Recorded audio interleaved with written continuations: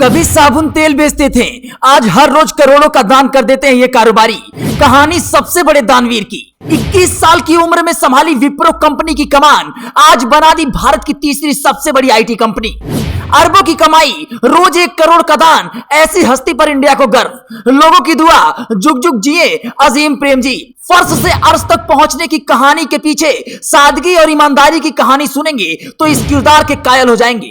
21 साल का लड़का कॉलेज के फाइनल ईयर की पढ़ाई कर रहा था। 6 महीने में कोर्स खत्म होने वाला था कि एक शाम अचानक घर से फोन आया।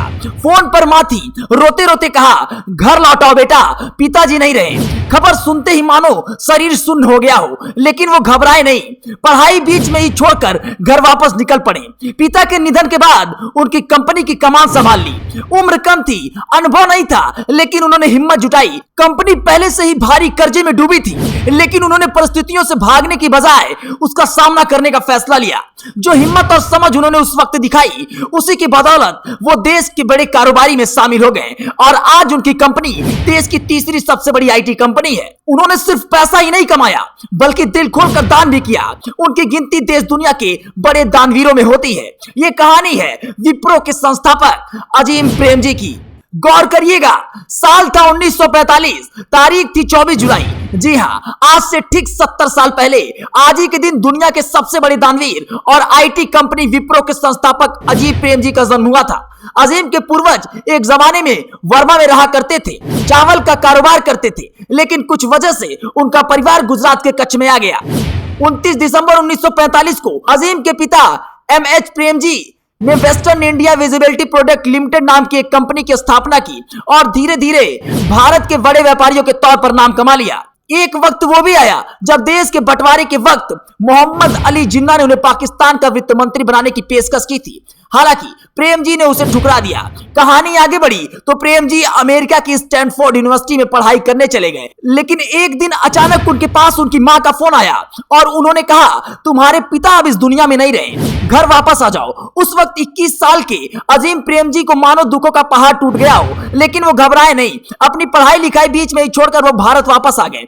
अनुभव की कमी होने के बावजूद उन्होंने पिता के कारोबार को अपने हाथ में ले लिया और फिर शुरू हुआ पिता की कंपनी को शून्य से शिखर तक पहुंचाने का सफर। देखते ही देखते एक गांव से शुरू की गई कंपनी को उन्होंने विदेशों तक पहुंचा दिया और साल 1970 में कंपनी का रेवेन्यू लगभग 7.2 करोड़ था। वो अजीम प्रेम जी थे जिन्होंने साबुन और वेजिटेबल ऑयल के कारोबार करने वाली company western India vegetable product limited को American company Sentinel computer corporation के साथ मिलकर 1980 में आईटी कंपनी के तौर पर इंट्रोड्यूस किया।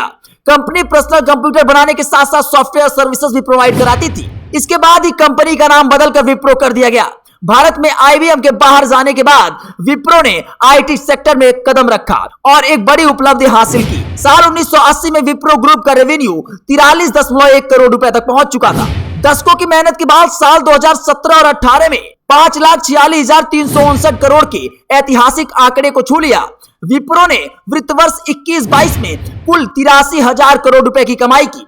46 साल पुरानी कंपनी आज 64 देशों में कारोबार कर रही है। दुनिया भर में विप्रो के 2,40,000 कर्मचारी और 1,300 क्लाइंट्स हैं। इस तरह अजीम प्रेम जी दुनिया के अरबपतियों की लिस्ट में शामिल हो गए हैं। लेकिन उनकी एक और खासियत है जिसकी चर्चा देश और दुनिया में होती रहती है, वो है दान देने की खासियत। जी हाँ, अजीम प्रेम जी को दुनिया का सबसे बड़ा दानवीर भी कहा जाता है। दरअसल अजीम की मां एक चैरिटेबल हॉस्पिटल के लिए काम करती थी। इसी काम से प्रेरित होकर अजीम 2001 से दान देना शुरू किए।